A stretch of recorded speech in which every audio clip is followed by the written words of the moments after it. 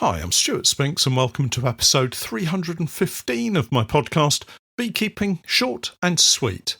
Well, the bees finally made it to the heather moors without a fuss or any drama.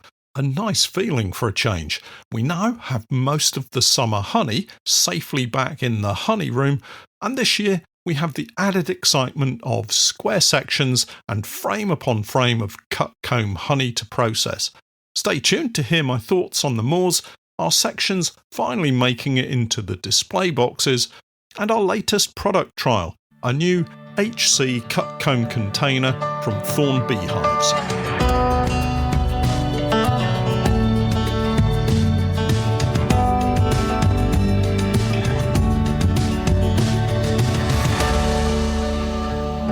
Beekeeping Short and Sweet, a beekeeping podcast for the inquisitive beekeeper with a short attention span.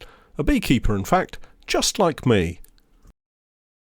Hi everyone, Stuart here with your regular weekly dose of beekeeping bits and bobs. If you've not listened to the podcast before, you're very welcome, and for all of you that have stuck with me through each and every season of my podcast, understand that it means the world to me to have you here and supporting what I'm doing.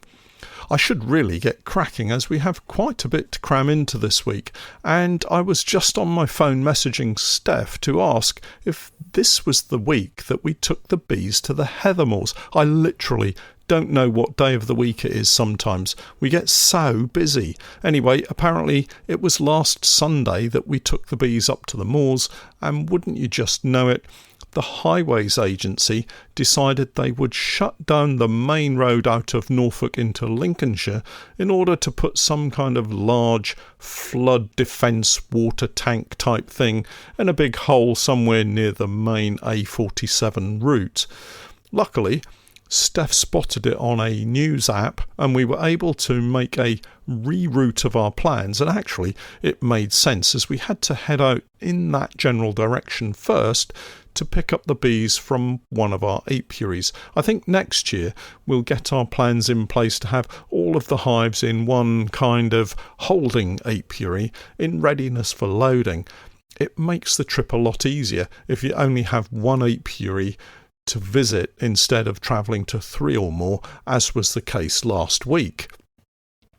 I had been round all the apiaries a couple of days before just to make sure we had everything prepared and all the hives were clipped or strapped down, entrances set ready to be closed, and the final most important check to make sure supers that were on board weren't already full of honey. Last year I made the mistake of leaving supers on without checking them immediately prior to heading to the moors and ended up taking quite a lot of borage honey to the moors with us.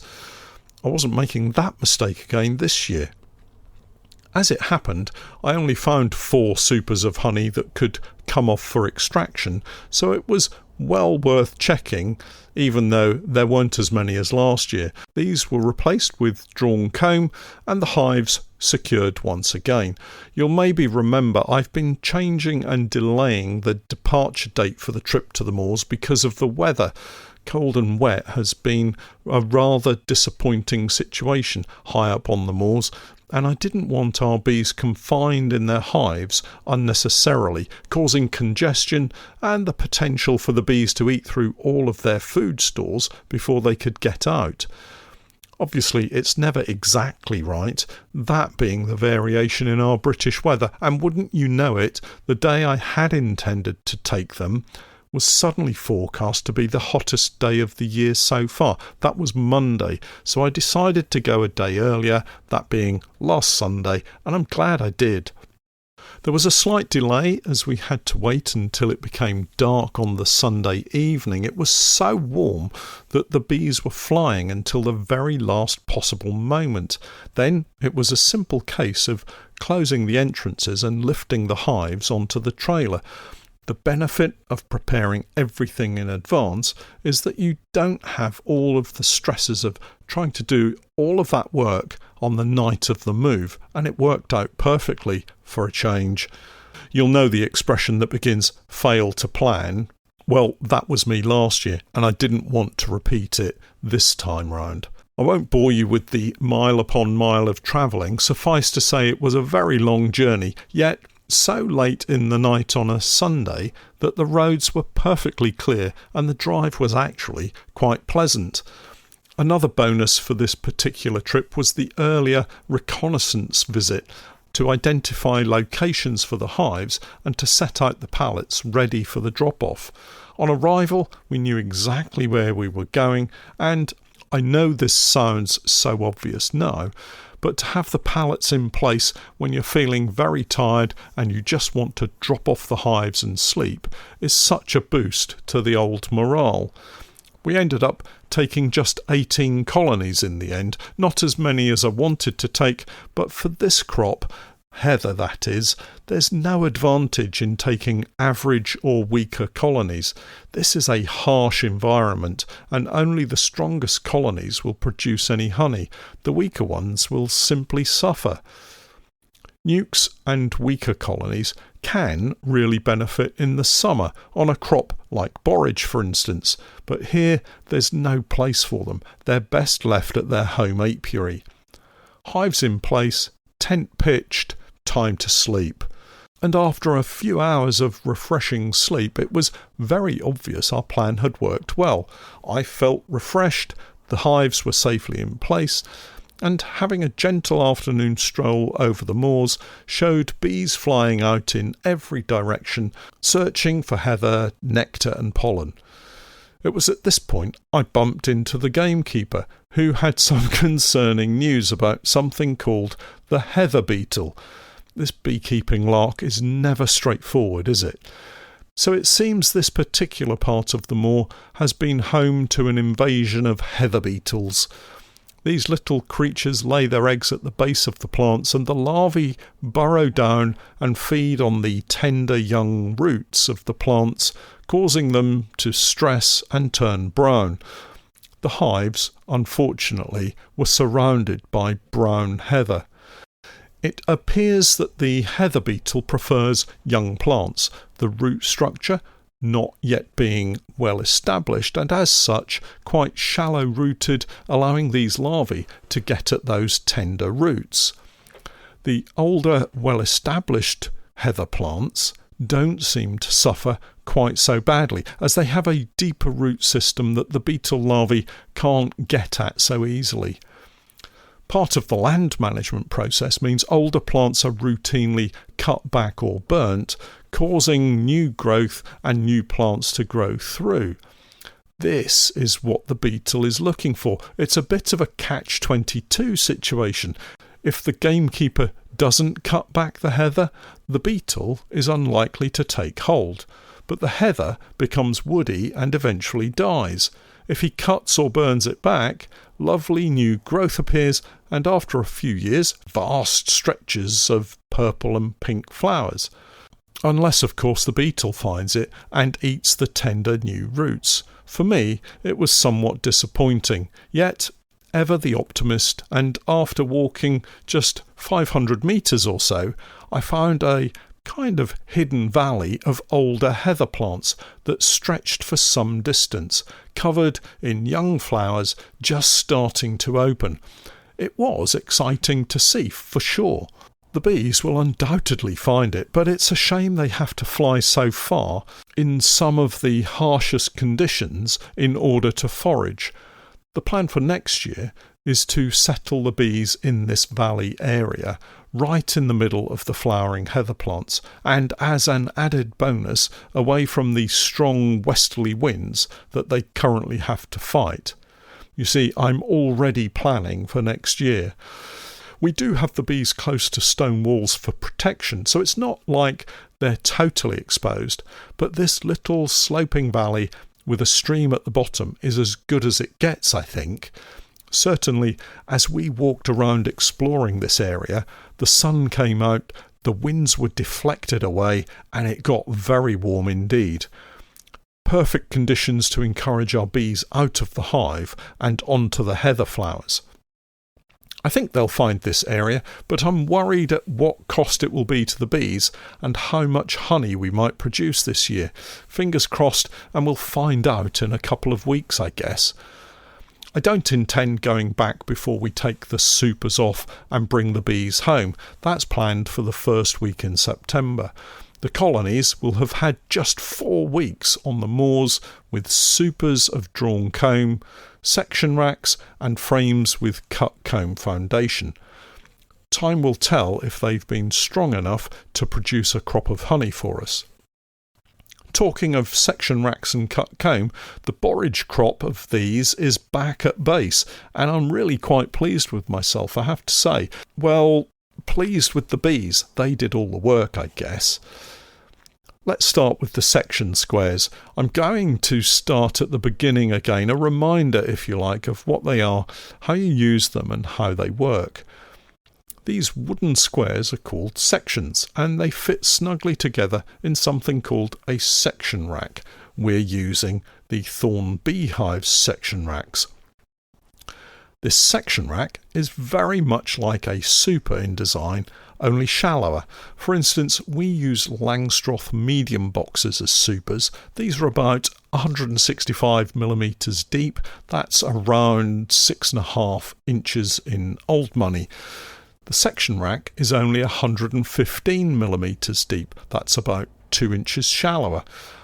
The other thing to note is that because you're adding small wooden frames into this box, they don't hang like a frame. Instead, they're supported along the bottom by wooden struts that are fixed across the base.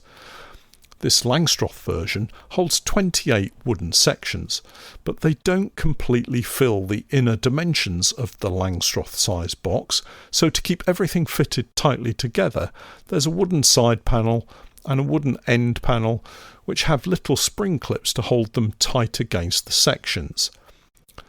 Each wooden section measures around 110mm square, that's about 4¼ inches-ish. The foundation is fitted into the groove, and the entire rack, I kept calling it a box, anyway, the box/rack goes onto the colony, and I guess you cross your fingers.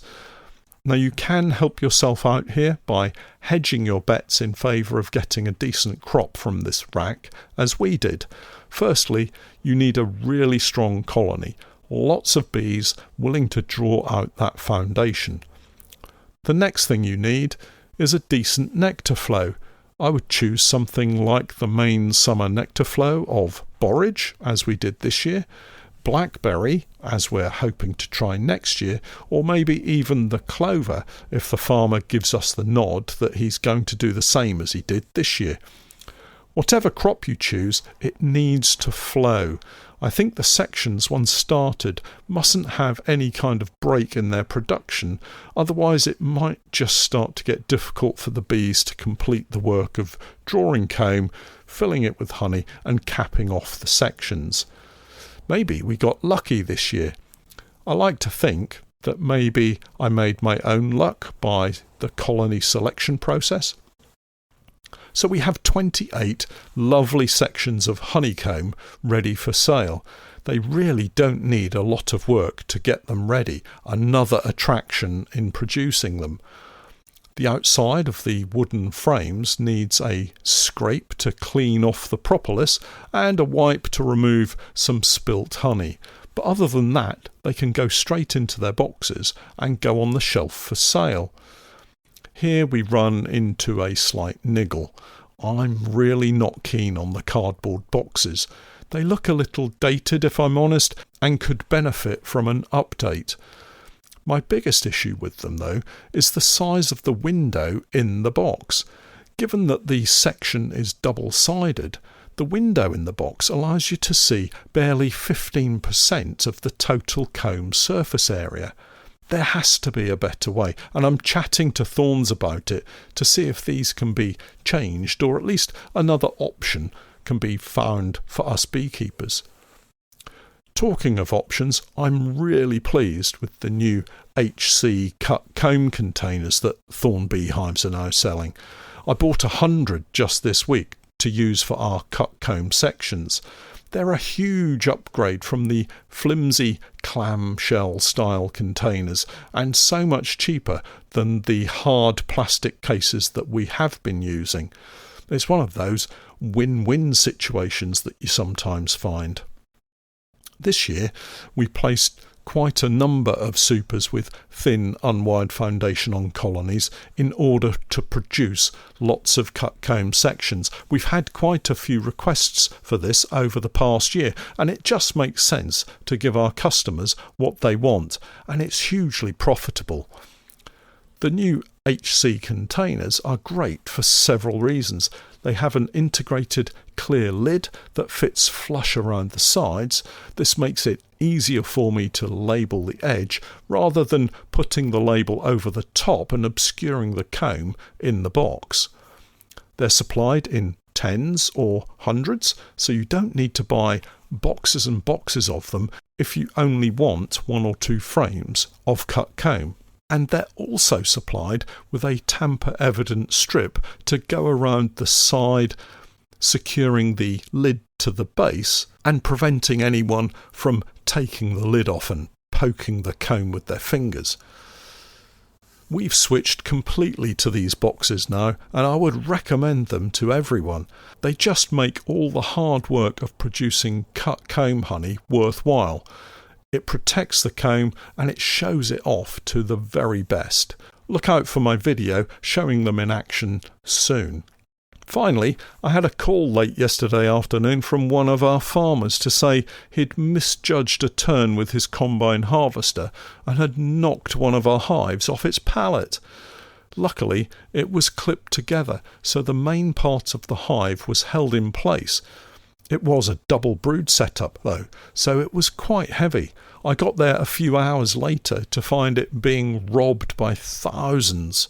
The combine had hit it so hard it tore the floor off and exposed the brood box to the world. It didn't take long though to set it back up on the pallet, and as a precaution I closed the entrances down to hopefully prevent further robbing. I guess at least the farmer did call me to own up to his poor driving skills. He could have just kept quiet and I might have lost the entire colony. Well, that's it for this week. Don't forget to check out my website www.norfolk-honey.co.uk and for my latest videos and podcasts with more updates, tips and techniques, it's the same Patreon page, www.patreon.com/Norfolk Honey. And remember, I'm Stewart Spinks, and that was Beekeeping Short and Sweet.